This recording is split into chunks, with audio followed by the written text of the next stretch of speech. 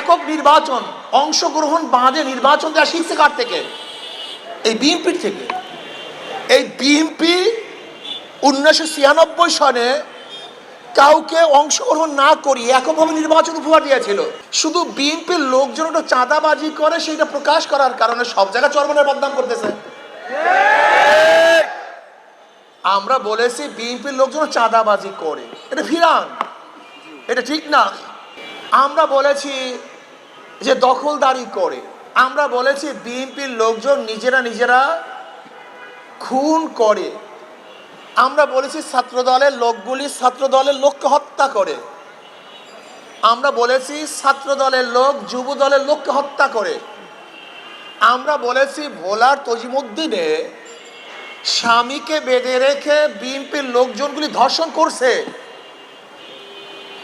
আমরা বলেছি বগুড়ায় এক বিএনপির লোক মেয়েকে প্রস্তাব দিয়েছে বিবাহ করার জন্য, বাবা রাজি না হওয়ার কারণে মেয়ের সামনে বাবাকে হত্যা করছে। আমরা বলেছি বিএনপির লোকজন চাঁদা না দেওয়ার কারণে যুবককে মার সামনের থেকে তুলে এনে হত্যা করছে। আমরা বলেছি বিএনপির লোকজনের চাঁদাবাজির খবর প্রকাশ করার কারণে সাংবাদিকের মাথা থেতলে দিয়েছে।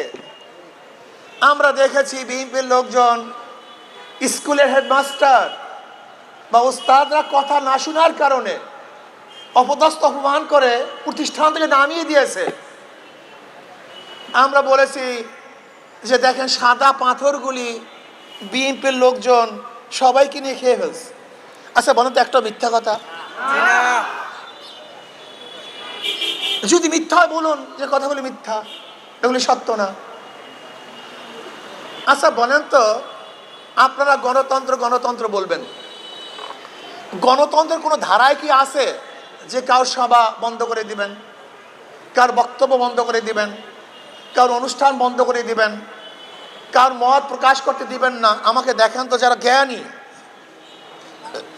গণতন্ত্রের মধ্যে এরকম কোনো ধারা আছে কিনা? অথচ আপনারা আজকে অনেক জায়গাতে ইমাম সাহেবের বক্তব্য বন্ধ করে দিচ্ছেন।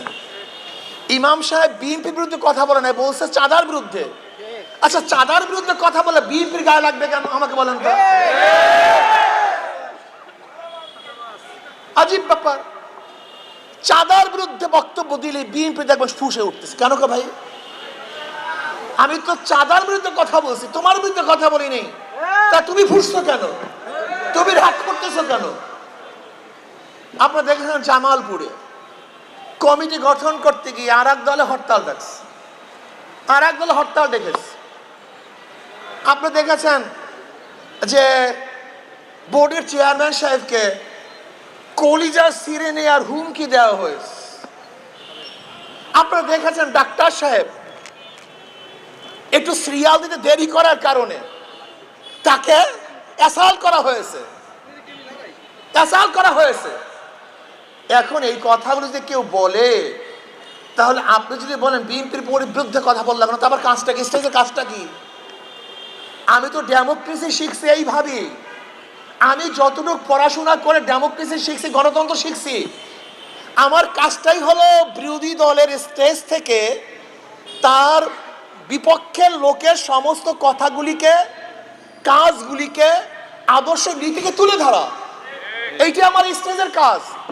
এখানে আমার কাজটা কি? এই শহরে কেনা কেনা গুন্ডামি করে তা উপস্থাপন করা, কে কে ডাকাতি করে তার নাম প্রকাশ করা, কে কে দুর্নীতি করে তার নাম প্রকাশ করা, অর্থাৎ জনগণকে সচেতন করা। আমার কাজটা কি? এই ঘরের মধ্যে কে চুরি করছে তার নাম প্রকাশ করা, এই ঘরের মধ্যে কে হুঙ্কার দিয়েছে, ধমকি দিয়েছে তার নাম প্রকাশ করা। এটি তো আমার কাজ। আমার কাজটা কি? আমার কাজটা হলো 91 থেকে 96 পর্যন্ত যারা ক্ষমতায় ছিল তারা দুর্নীতিতে 5 বার চ্যাম্পিয়নশিপ হয়েছে। এটা আমার কাজ। যদি মনে করেন ডেমোক্রেসি না, আমি তওবা করব। এই সাংবাদিক বন্ধুরা যদি মনে করে ডেমোক্রেসি না, এটা গণতন্ত্র না, আমি তওবা করব। আমার কাজটা কি? 1996 সনে 15 ফেব্রুয়ারি এই বিএনপি পাতানো নির্বাচন উপহার দিয়েছে, যে নির্বাচন অন্য কেউ অংশগ্রহণ করে নাই। মাত্র কয়েকদিন, 16 দিন সেই সংসদ থেকে ছিল। এই যে আওয়ামী লীগ একক নির্বাচন, অংশগ্রহণ বাদে নির্বাচন দেওয়া শিখছে কার থেকে? এই বিএনপির থেকে। এই বিএনপি 1996 সনে কাউকে অংশগ্রহণ না করিয়ে এককভাবে নির্বাচন উপহার দিয়েছিল।